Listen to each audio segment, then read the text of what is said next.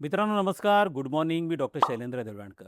मित्रांनो गेल्या 40 दिवसांपासून संपूर्ण जग ज्या क्षणाची वाट पाहत होतं, जो दिलासा देणारा क्षण तो आज प्रामुख्याने भारतामध्ये ज्याला आपण असं म्हणू, की जो सकाळी 5:30 वाजता तो क्षण सगळ्या जगाला अनुभवायला मिळाला आणि तो क्षण असा होता, की जो आखातामध्ये गेल्या 40 दिवसांपासून कारण आज 40वा दिवस आहे आखातामध्ये चाललेल्या संघर्षाचा अमेरिका, इस्रायल विरुद्ध इराण यांच्यातला जो अतिशय जीवघेणा संघर्ष होता आणि ज्याचे परिणाम विशेष करून त्याचे आर्थिक परिणाम हे संपूर्ण जगाला भोगावे लागत होते.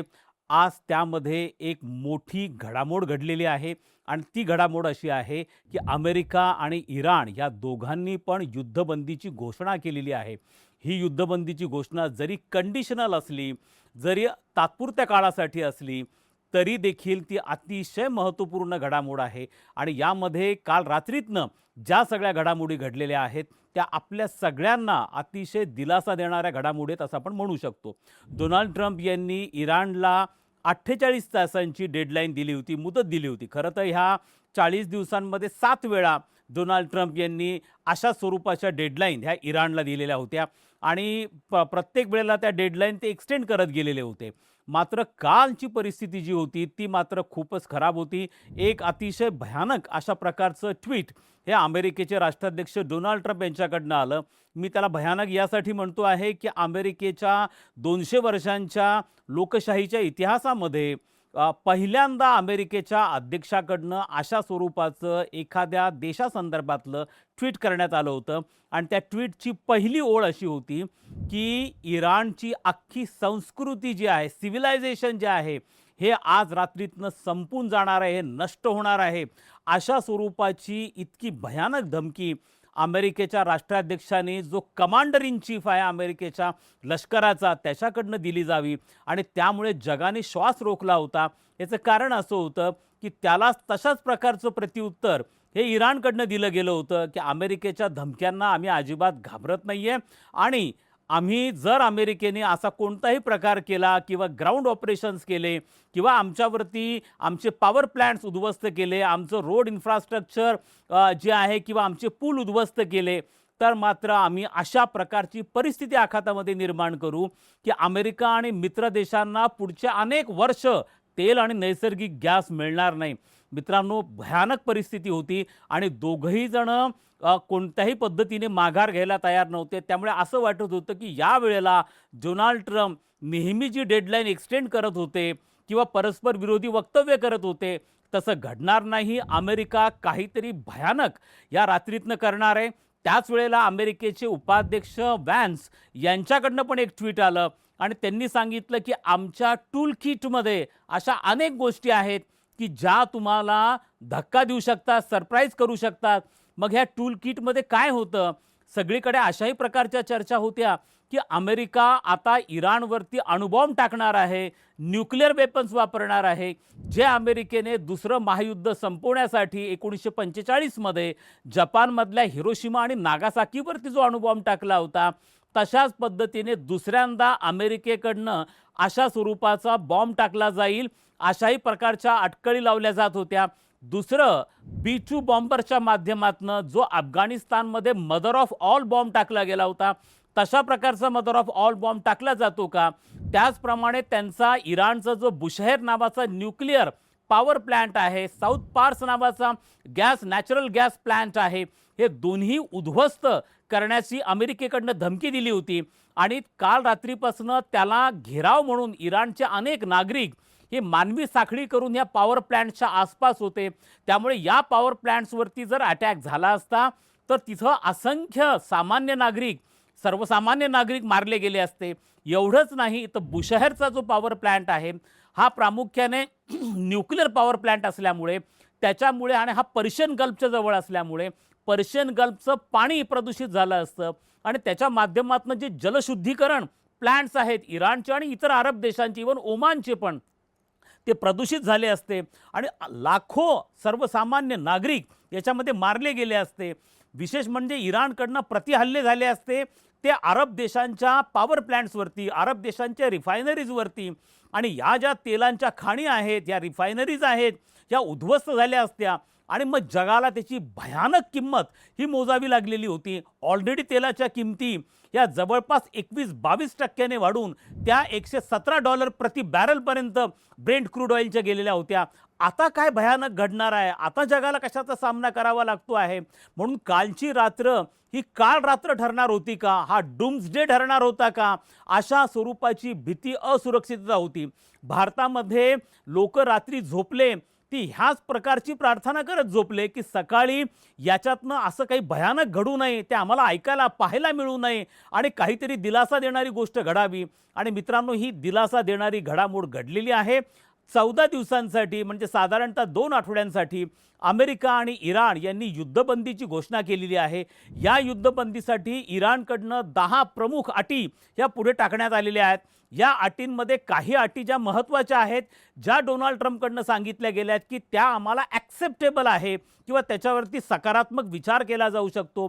त्यातली पहिली अट जी आहे ती म्हणजे जो इराणवरती आर्थिक निर्बंध गेल्या अनेक वर्षांपासून संयुक्त राष्ट्र संघटनेकडनं पण टाकली गेलेली होती, अमेरिकेकडनं पण टाकली गेलेली होती, ती तात्काळ लिफ्ट करण्यात यावी.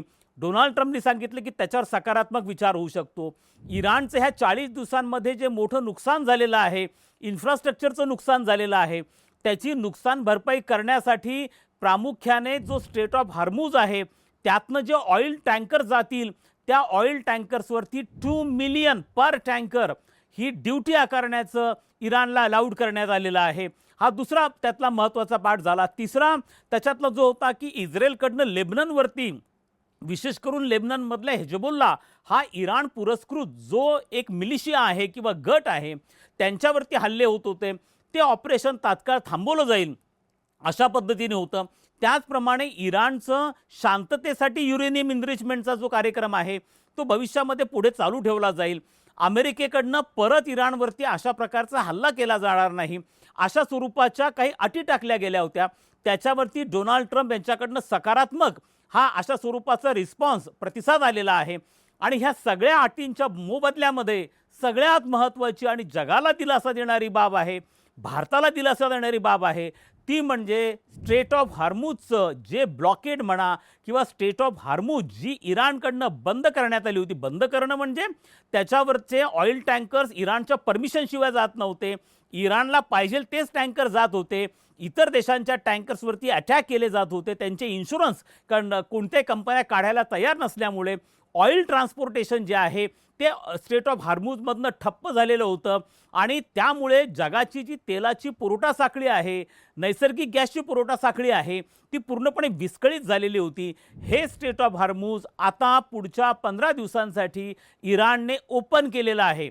अर्थात त्याच्यावरती प्रत्येक टँकर मागे इराणकडनं काही कर आकारला जाणार आहे.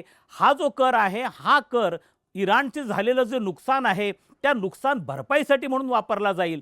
हा कर इराण आणि ओमान यांच्यामध्ये विभागला जाईल, अशाही प्रकारची तरतूद या अटींमध्ये आहे. आता या संदर्भामध्ये पुढचे 15 दिवस चर्चा होणार आहेत. त्याच्यामध्ये बॅक चॅनल डिस्कशन्स ऑलरेडी चालू होते आणि आता उघडपणे चर्चा एखाद्या न्यूट्रल देशामध्ये होण्याची शक्यता आहे. त्यामुळे पुढचे 15 दिवस तरी अमेरिकेकडनं कोणताही मेजर अटॅक हा इराणवरती होणार नाही. अर्थात जरी अशा प्रकारची घोषणा झालेली असली तरी रिसेंट न्यूज ज्या मिळत आहेत त्यानुसार इस्रायलकडनं इराणच्या काही ठिकाणी आणि इराणकडनं इस्रायलच्या काही ठिकाणी इवन अरब देशांवरती छोटे मोठे अटॅक्स हे चालूच आहेत.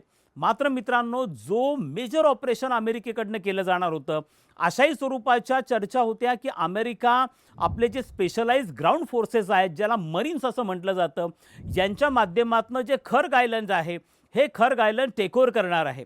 काल अमेरिकेकडनं खर्ग आयलंडच्या मिलिटरी इन्स्टॉलेशन्सवरती अटॅक सुरू झालेले होते. त्याचप्रमाणे इराणमधलं जे रेल्वेचं आहे, बेसिकली रेल इन्फ्रास्ट्रक्चर जे आहे त्याला त्यांनी टार्गेट करायला सुरुवात केली होती. आणि याचं कारण असं होतं की इराणचे जे मेजर पोर्ट्स आहेत, बंदरं आहेत, यांची कनेक्टिव्हिटी रेल्वेच्या माध्यमातून होती.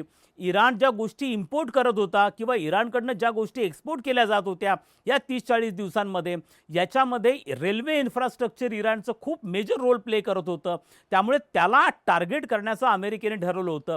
आणि काल काही प्रमाणामध्ये अटॅक्स देखील त्या संदर्भात करायला त्यांनी सुरुवात केलं होतं. डोनाल्ड ट्रम्प यांनी आपल्या ट्विटमध्ये असं म्हटलेलं होतं की आजचा दिवस जो आहे, मंगळवार जो आहे, तो मंगळवार म्हणजे अमेरिकेसाठी तो मंगळवार झाला. आपल्याकडे आज आपण बुधवारमध्ये आलेलो आहोत. मात्र मंगळवारची रात्र जी आहे ही पॉवर प्लॅन्टची रात्र असेल. मंगळवारची रात्र ही पुलांची रात्र असेल. म्हणजे इराणचे सगळे पॉवर प्लॅन्ट्स उद्ध्वस्त केले जातील, इराणमधले सगळे पूल उद्ध्वस्त केले जातील, अशा प्रकारची भयानक ट्विट, धमकी ही डोनाल्ड ट्रम्पकडनं दिली जात होती. पण मित्रांनो, आता एक मोठा दिलासा मिळाला आहे. निदान 15 दिवसांसाठी स्ट्रेट ऑफ हॉर्मुझ ओपन झालेला आहे. त्यातनं ऑइल ट्रान्सपोर्टेशन, नॅचरल गॅसचं ट्रान्सपोर्टेशन होणार आहे. त्यामुळे आपल्याला भारतासह आशियाई देशांना मोठ्या प्रमाणावरती दिलासा त्यातनं मिळाला आहे. भारताला आपल्या गरजेच्या जवळपास आपण 40% तेल आहे किंवा आपले नैसर्गिक गॅसची जी गरज आहे त्याच्यापैकी ऑलमोस्ट 60% नैसर्गिक गॅसची गरज ही आपण जे कतारकडनं आपण घेतो, ही प्रामुख्याने स्ट्रेट ऑफ हॉर्मुझच्या माध्यमातून आपल्याला होत होती. त्यामुळे भारतासाठी देखील ही एक मोठी दिलासा देणारी बाब आहे असं आपल्याला म्हणता येऊ शकतं. आता मित्रांनो, जवळपास 40 दिवस हा सगळा संघर्ष चालला. आता 40 दिवसानंतर हा यक्ष प्रश्न आपल्यासमोर देखील उपस्थित राहतो, तुमच्या मनामध्ये देखील उपस्थित राहतो. काय अमेरिकेने ह्या हल्ल्याच्या, ह्या संपूर्ण संघर्षाच्या माध्यमातून साध्य केलं? जेव्हा हा संघर्ष सुरू झाला होता 28 फेब्रुवारीला, त्यावेळेला डोनाल्ड ट्रम्प यांनी सांगितलं होतं की आम्हाला इराणमध्ये सत्तांतर घडून आणायचं आहे, रेजिम चेंज करायचा आहे.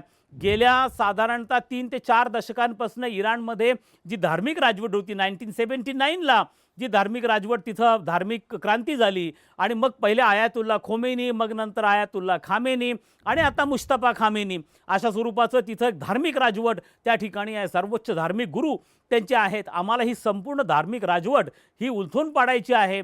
परंतु आजही आपल्याला दिसतं की हे जे त्यांचं टार्गेट होतं, हे टार्गेट अचीव झालेलं नाही आहे. आजही त्यांची इराणमधली जी धार्मिक राजवट आहे ती इंटॅक्ट आहे. मुस्तफा खामेनी, जे आयातुल्ला खामेनींचे पुत्र आहेत, त्यांनी आता टेक ओव्हर केलेला आहे. त्यामुळे हा पहिला उद्देश होता, तो या ठिकाणी सफल होताना दिसून येत नाही आहे. दुसरा महत्त्वाचा होता की त्यांनी सांगितलं होतं की आम्ही इराणचे न्यूक्लिअर इन्स्टॉलेशन्स हे पूर्णपणे उद्ध्वस्त करून टाकलेले आहेत.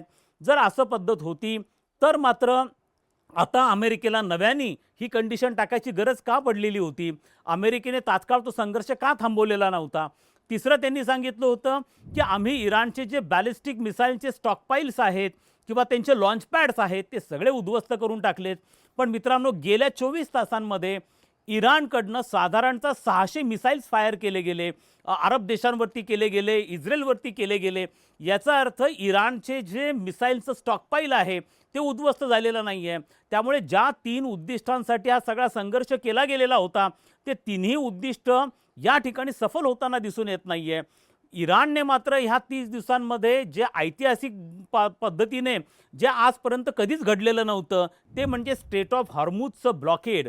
मित्रांनो, माझ्या पहिल्या व्हिडिओजमधनं पण मी तुम्हाला सांगितलं आहे की आखाताला काही संघर्ष नवा नाही आहे. आखातामध्ये वेगवेगळ्या प्रकारचे संघर्ष होत गेलेत इस्लामिक देशांमध्ये. त्यांचे एक दुसऱ्यांशी भांडणं आहेत, युद्ध आहेत, नागरी युद्ध त्याचे होत गेले, दहशतवादी हल्ले सारखे होत असतात. एवढं सगळं होत असताना कधीही आखातामध्ये स्ट्रेट ऑफ हॉर्मुझ हे बंद पडलेलं नव्हतं, त्याचं ब्लॉकेड करण्यात आलेलं नव्हतं. पण इराणने ते ब्लॉकेड करून दाखवलं. ते ब्लॉकेड करून 30 दिवस ते ब्लॉकेड कंटिन्यू ठेवलं. अमेरिकेच्या प्रचंड प्रेशर नंतर देखील ते कंटिन्यू ठेवलं आणि आता कालच्या चर्चेनंतर, कालच्या सीज फायरनंतर हे जे स्ट्रेट ऑफ हॉर्मुझचं ब्लॉकेड आहे ते आता ओपन करण्यात आलेलं आहे. त्यामुळे हा अतिशय कळीचा प्रश्न आहे की ह्या 40 दिवसांमध्ये इतकं प्रचंड मोठं नुकसान इराण, इस्रायल, आखाती देशांचं झालं. ऑइल इन्फ्रास्ट्रक्चरवरती अटॅक झाले, सिव्हिलियन्सवरती अटॅक झाले. साधारणतः 1,500 इराणचे नागरिक, सैन्य आणि नागरिक याच्यामध्ये मारले गेले. मोठे नेते याच्यामध्ये मारले गेले. अमेरिकेचे साधारणतः 15-16 सैनिक त्याच्यामध्ये मारले गेले. एवढी जीवितहानी झाली. आज जगाला श्वास रोखून धरावा लागला. पण सरतेशेवटी काय अचीव झालं, हा अतिशय महत्त्वाचा प्रश्न आहे.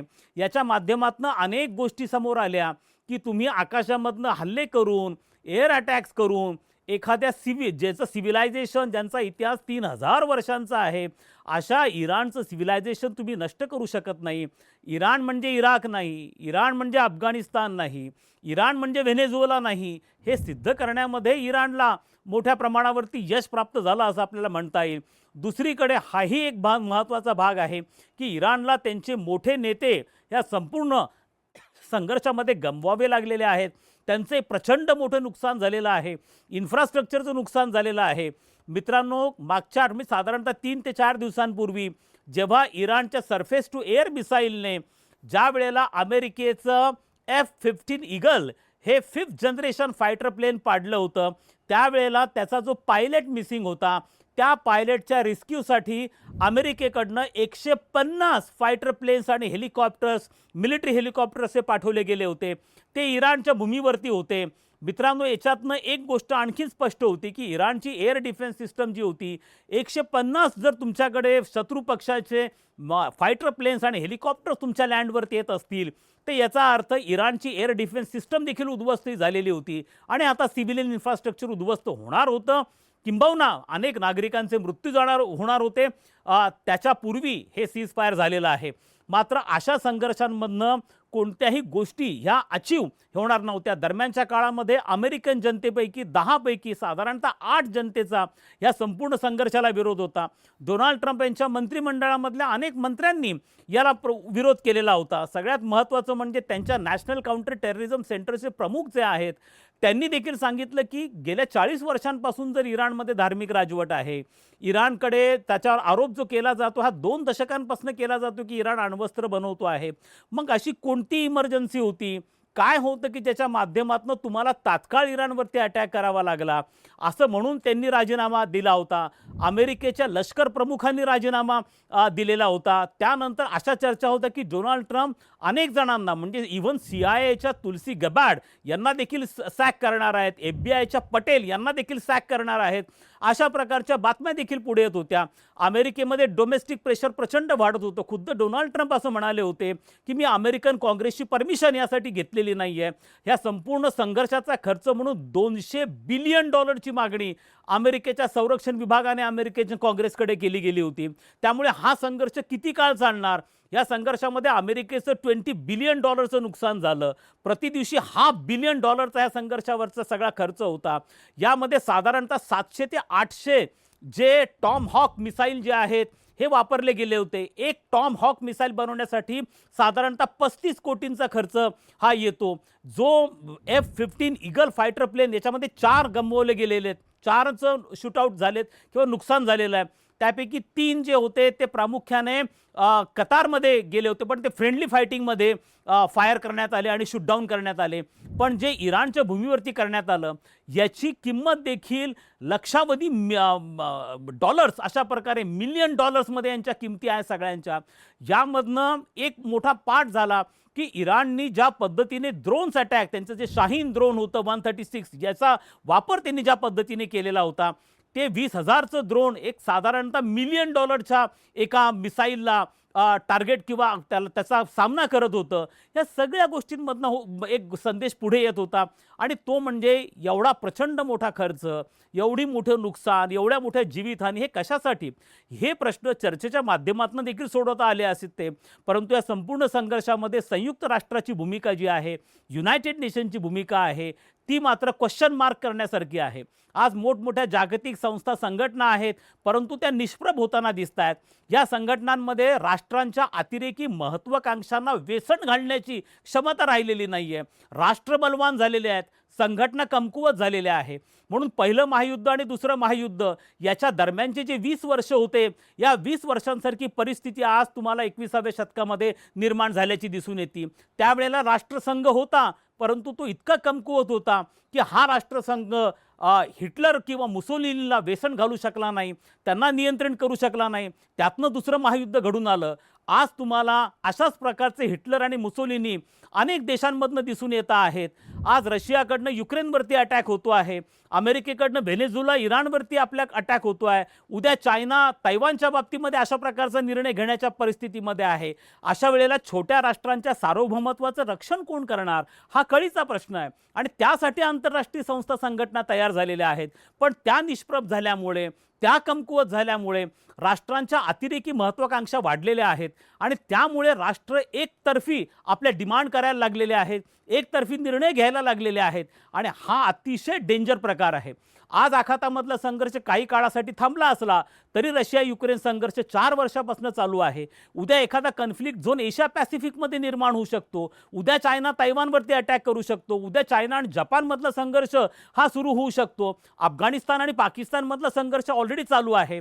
उत्तर कोरियाचं मिसाईल टेस्टिंग हे ऑलरेडी चालू आहे. नुकतंच त्यांनी एका मिसाईलचं टेस्टिंग केलं, न्यूक्लिअर मिसाईलचं.